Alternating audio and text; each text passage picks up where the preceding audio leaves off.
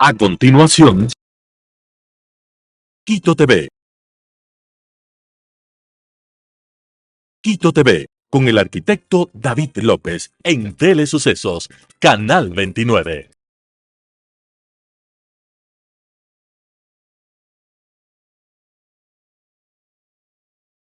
¿Qué tal, amigos, amigas? Bienvenidos a Quito TV, el espacio de la ciudad a través de Telesucesos y sus distintas frecuencias, 29 y 29.1 en televisión abierta, 73 en Stream TV Cable, 43 en Claro TV, Canal 6 en Cable Unión, en Alfa TV, y también nos pueden seguir desde cualquier parte del mundo. www.telesucesos.net es nuestra web, es nuestro streaming, y además, luego de su emisión al aire, subimos a nuestro canal de YouTube, Telesucesos HD. El día de hoy tenemos la presencia de Javier Veloz Vallejo, candidato a la Asamblea Nacional por el Distrito Norte de Quito, lista 17, Partido Socialista Ecuatoriano. Soy Javier Veloz, dice aquí el arte que me han hecho llegar, dice: soy Javier Veloz, nació en Quito y tiene 27 años. Nací en Quito y tengo 27 años, porque hablo en primera persona. Desde muy joven comencé a trabajar para pagar mis estudios y logré obtener los títulos universitarios, uno en Derecho y otro en Ciencias Políticas y Relaciones Internacionales. También obtuve una maestría en Derecho Penal. Mis estudios siempre fueron complementados por mi activismo social. Fundé la Red de Estudiantes de Quito y formo parte activa de la Fundación Runacay. Trabajé en la Comisión de Salud del municipio de Quito, en donde, entre otras, promovimos la ordenanza de salud mental. Desde la Asamblea legislaré y fiscalizaré incansablemente por la calidad de vida de los más vulnerables de la ciudad y del país, por supuesto. Es lo que dice Javier Veloz en su presentación. Javier, bienvenido, ¿cómo está? Un gusto saludarte a ti y a todas las personas que nos escuchan en este importante medio de comunicación. Qué bueno estar aquí para poder comentarte acerca de mi trayectoria y de lo que vengo a ofrecer para Quito y para el país. Van a ser en la próxima asamblea cerca de 150 asambleístas, ya no me acuerdo el número exacto, ¿no? 151. 151 asambleístas. Y Javier, ¿cómo cambiar desde la trinchera en caso de que tú llegues esa imagen tan deplorable que tiene la Asamblea Nacional y los números bajos, que no es de esta última asamblea, sino de la anterior y de la más anterior también, que realmente la gente no empata con lo que sucede en la asamblea? ¿Qué es lo que viene sucediendo en la asamblea? Yo creo que en la asamblea, lamentablemente, se ha convertido en un circo, y disculpa que lo diga de esa forma. Se han dedicado netamente a hacer un show político en el que no se han preocupado por los intereses de las personas. Hay agendas personales, intereses particulares. Intereses particulares completamente, e incluso partidistas, que eso lamentablemente no le hace bien al país, no le hace bien a la ciudad, y eso es lo que hay que cambiar. Si bien el principal rol de los asambleístas es el de legislar y fiscalizar, nos estamos olvidando del principal, que es el de representar.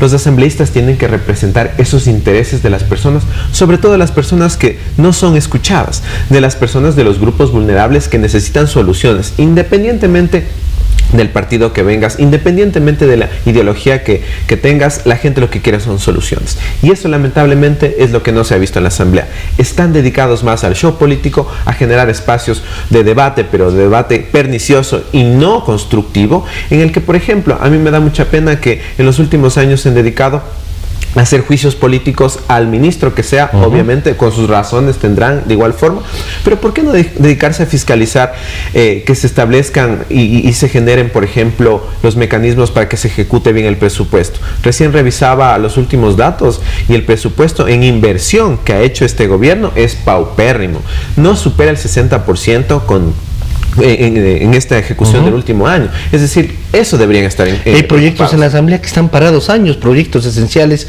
como el Código de la Salud, como el Código del Trabajo, ¿no?, que ya tiene cerca de 80 años y están ahí paralizados, y a veces nos dedicamos a eso, al show político, que además, y tú tienes razón en una parte de eso, Javier, cuando hablas del tema de las ideologías, pero incluso hasta la ideología como que se ha ido perdiendo. Antes teníamos 3, 4 partidos que incluso tenían escuelas de capacitación, de formación de sus bases.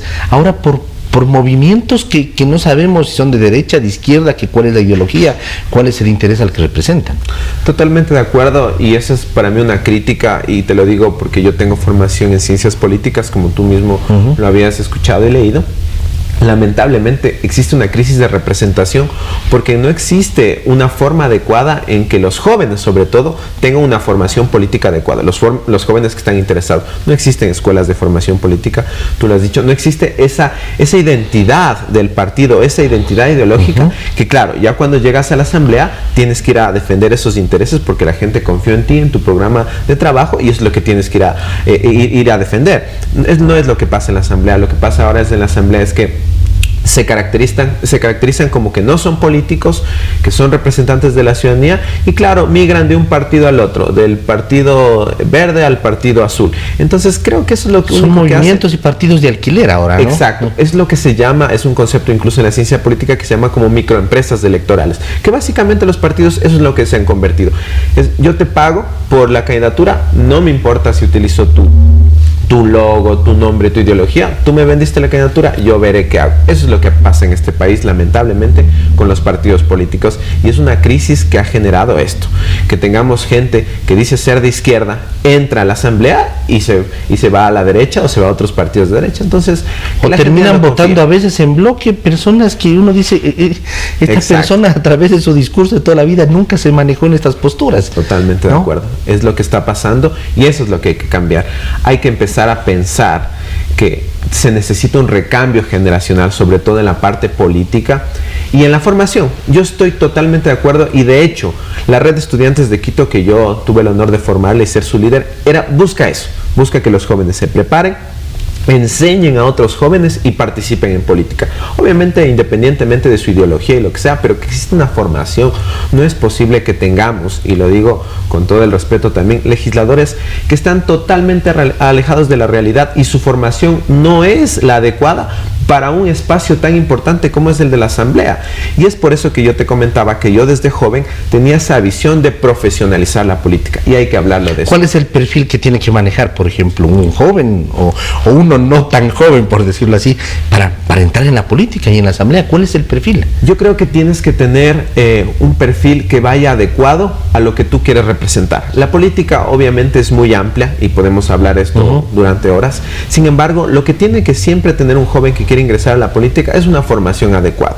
Eso no quiere decir que hagamos a un lado a ciertas carreras que son importantes, pero por ejemplo, conocimiento en leyes. ¿Cómo vas a ir a la asamblea si no saben cómo es un procedimiento parlamentario, un proceso de fiscalización, un proceso legislativo adecuado?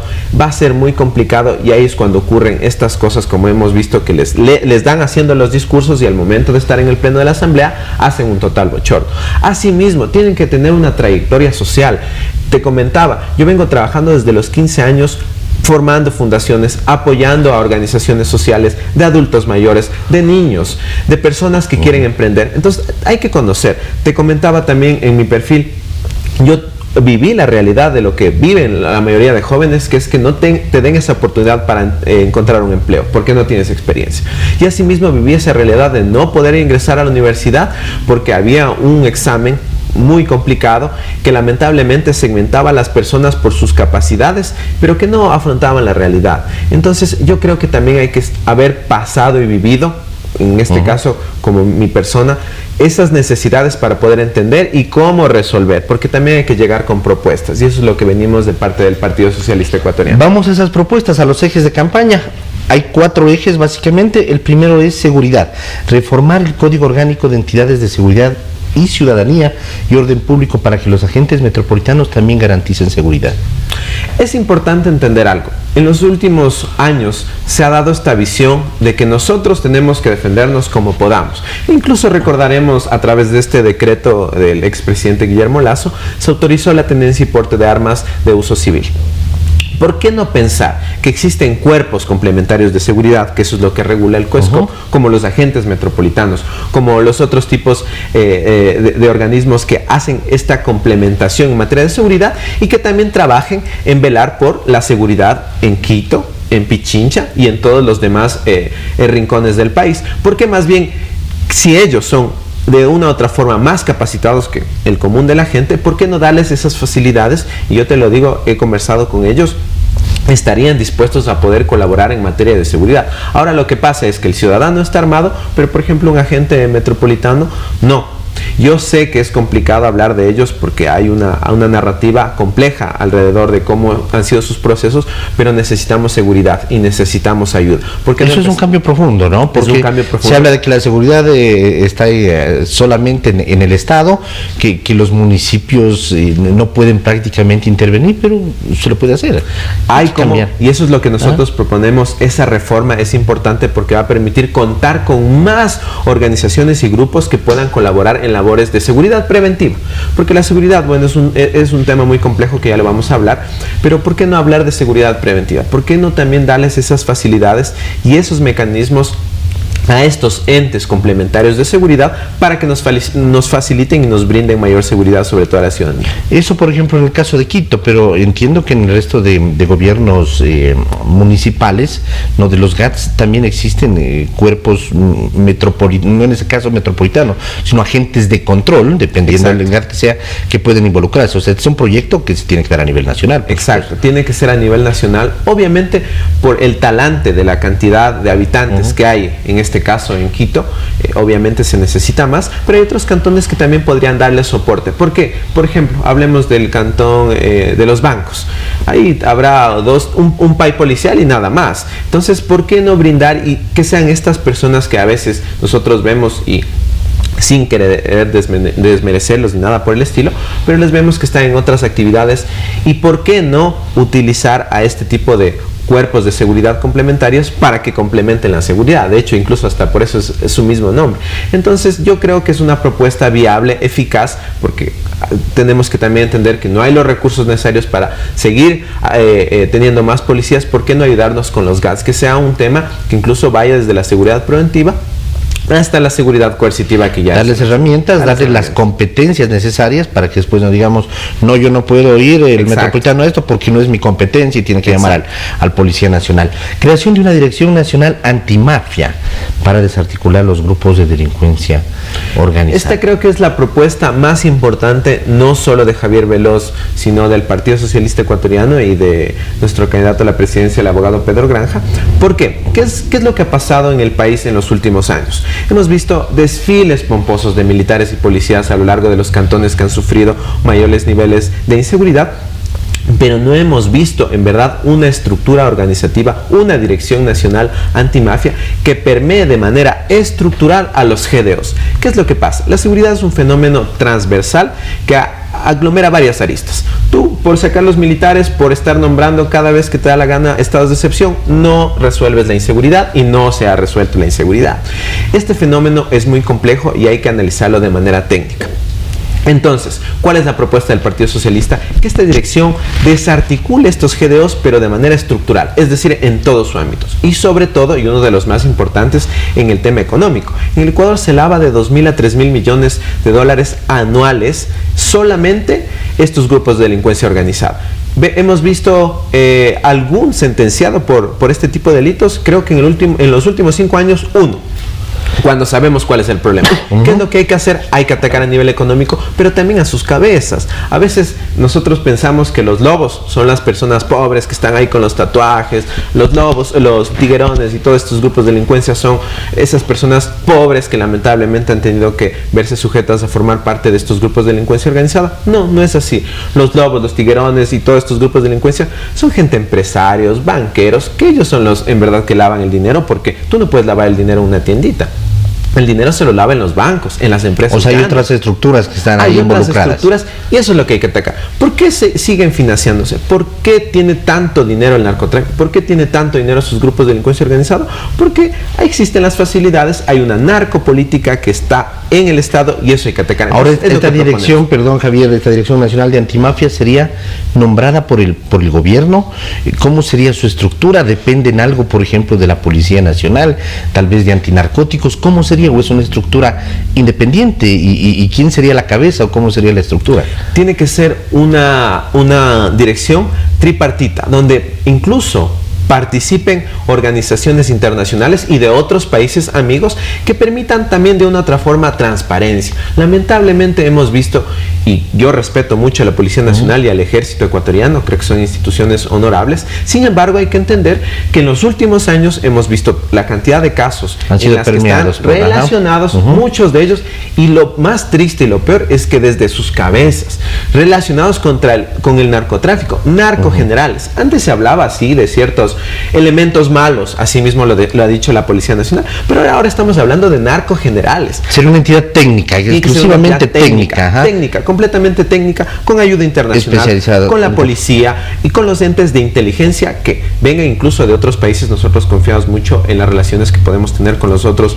países para poder generar esta ayuda y que, recalco, permee en verdad a los grupos de delincuencia organizada, que en verdad podamos tener, y no lo digo con este afán de irme en contra de ningún empresario ni ningún banquero, pero que veamos en verdad los cabecillas. Y que tenga el poder, por supuesto, de incluso entrar al tema ya legal, o sea, de procesos legales con... Y que claro, justo va concatenado con el último enfoque en materia de seguridad, que es una revolución total al sistema judicial, porque sí, ese es el problema. Podemos tener esta Dirección Nacional Antimafia, vamos a tener ahí las cabecillas, pero al siguiente día, mediante una acción de protección, mediante un habeas corpus, van a salir y no. La visión es como la UAFE, por ejemplo, detecta ciertos movimientos inusuales, generan informes y los informes quedan ahí, o sea, quedan en el aire. La cuestión es que tengan la posibilidad de seguir esos procesos, ¿no? Exacto, esa es nuestra visión y eso es lo que proponemos. Vamos al tema de ambiente, Javier, promover la transición ecológica de la movilidad garantizando 0 emisiones de contaminantes. A ver, hay que entender algo. Estamos en un momento donde nadie puede decir que no existe el cambio climático y que este cambio está siendo pernicioso no solo para el país, sino para el mundo. Y si no nos damos cuenta que tenemos que hacer acciones concretas para revertir estos procesos en los que ya hemos visto estiajes, incendios y una serie de caos en torno al ambiente, pues no vamos a continuar con estos problemas. Entonces, en ese entorno, nuestra propuesta está enfocada a hacer un cambio que va orientado en lo que es la movilidad y el medio ambiente. Tú me preguntarás, ¿y en qué se asemeja? Solamente al salir tú aquí a la calle, ves la cantidad de buses que te botan smog en la cara, que te dañan la salud, contaminan el aire y también generan a largo y a corto plazo algunas enfermedades para las personas. Entonces es importante empezar ya a hablar de flotas de buses que no han sido renovadas ya en algunos años. Sí, antes se renovaba, creo que cada 5 años ya salían de circulación. Es una normativa técnica que eso la regula el Ministerio de Transporte. Sin embargo, cada vez se aumenta la vida útil de los buses porque claro, no existe también una propuesta real y eficiente para los transportistas que les permita renovar. Claro. Ya. Te pongo un ejemplo, hasta el 2025, en la anterior ley, después que fue reformada por la última del presidente Daniel Noboa, de competitividad energética, se esperaba ya que existe una transición ecológica de los medios de transporte público a medios de transporte amigables con el medio ambiente. En pocas palabras, eléctricos y los que permitan cero emisión de gases. No ha sucedido eso. Ahora se ha incrementado el plazo y esto va a ser hasta el 2030, es decir, tenemos 5 años más, pero es importante ya generar esta normativa necesaria e importante para que se dé un proceso de transición, si no va a pasar lo que pasó recientemente. Se dan cuenta que no pudieron hacerlo, para cumplir la ley, reforman otros 5 años más. Y vivimos el caos que vivimos con esta movilidad que es trágica, que no solo es en Quito, Quito la sufre en mayor medida, Guayaquil también y las ciudades más grandes, pero que también es importante entender esos nuevos cambios que lamentablemente nadie está hablando, nadie está diciendo de lo que está pasando y que es necesario para combatir sobre todo este cambio tan complicado que es el medio ambiente. Otra de las propuestas es la creación de energías limpias como la eólica y la solar. Acabamos de pasar una crisis energética, de pronto una de las más fuertes de los últimos, diría yo, incluso 15, 20 años, ¿no? Y no existen alternativas, o sea, seguimos dependiendo de las hidroeléctricas y no tomamos nunca en cuenta a lo eólico y a lo solar, por ejemplo, en este caso. Totalmente. siempre se ha dicho, y yo me acuerdo, y tú también te acordarás en la escuela, Ecuador es uno de los países, somos muy ricos, porque tenemos 4 regiones, porque tenemos ríos enormes, porque tenemos flora y fauna, y ese es el discurso que siempre te dan, ¿ya? Pero nunca lo ponen en práctica, nunca hay esa decisión política de lo que justo estamos hablando, de poder generar nuevas energías que permitan en momentos como el que acabamos de vivir, una crisis energética terrible, donde no había agua y obviamente no ibas a poder funcionar las centrales hidroeléctricas, apostarle, pero desde ya estos nuevos tipos de energías que lo que requieren es voluntad política e inversión. Nosotros como Partido Socialista no estamos alejados de que vengan inversión extranjera y que invierta en el país, obviamente con las condiciones claras. ¿No ha habido voluntad política entonces? Lo que no hay es voluntad política. Lo que no hay y existen intereses. Existen intereses. No puede ser posible que, conociendo que estamos viviendo un cambio climático, muchos de los gobiernos anteriores le hayan apostado todo. Es la típica. Le apostamos todo a un tipo de generación eléctrica, se acabó el agua, se acabó la generación eléctrica. Asimismo, es importante también darle mantenimiento, ¿no? Es lo que no hemos visto en el último gobierno tampoco. Las centrales termoeléctricas no han sido mantenidas y vemos también los problemas de esa dependencia de este tipo de energías, y eso es lo que proponemos. Tenemos que empezar desde ya. Existen proyectos importantes que se podría realizar. Mire, incluso en Pichincha, donde nosotros tenemos una de las cordilleras más importantes en el mundo, y que se podría poner justamente estos parques que permiten la generación eólica de energía eléctrica. Asimismo, hay otro tipo de energías amigables con el medio ambiente, porque claro, no es la solución implementar más termoeléctricas, donde ¿qué? ¿Cuál es una termoeléctrica? Consume gas o consume el diésel para generar energía eléctrica. Y eso también es muy dependiente incluso del valor de mercado del petróleo. Diversificación, ¿no? Claro. Pero ¿qué nos permitirá? No creo que se vaya a acabar el viento, con todo el respeto. No creo que se vaya a acabar la energía del sol. Estamos en espacios privilegiados del mundo, donde los rayos solares caen perpendicularmente, y eso nos va a permitir hacer un proceso de generación más rápida. Entonces creo que es necesario hacerlo desde ya.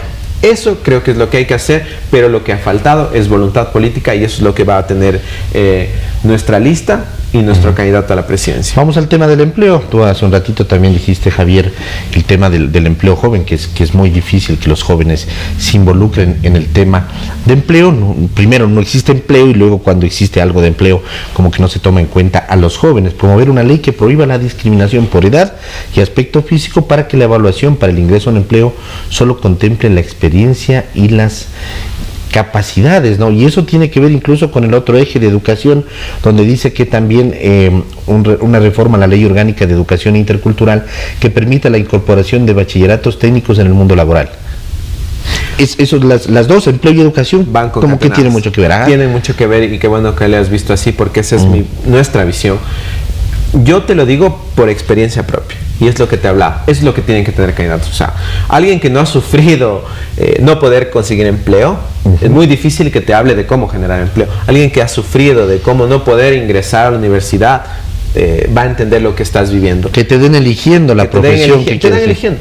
Yo les digo con toda sinceridad, a mí me acuerdo cuando di ese examen del CENESID, me tocó volver a dar, me salieron carreras totalmente alejadas de lo que yo soy, y creo que haber seguido, o si hubiera seguido, hubiera sido pernicioso para mi vida privada incluso, porque un joven, y eso sí hay que decirlo, y yo he conversado con varios jóvenes, un joven que no tiene la posibilidad de acceder a un empleo, que no tiene la posibilidad de acceder a estudiar lo que le gusta, se convierte en un joven que puede ser muy coactado, por ejemplo, por estos grupos de delincuencia organizada. Pero centrándonos en el enfoque, ¿qué es lo que pasa?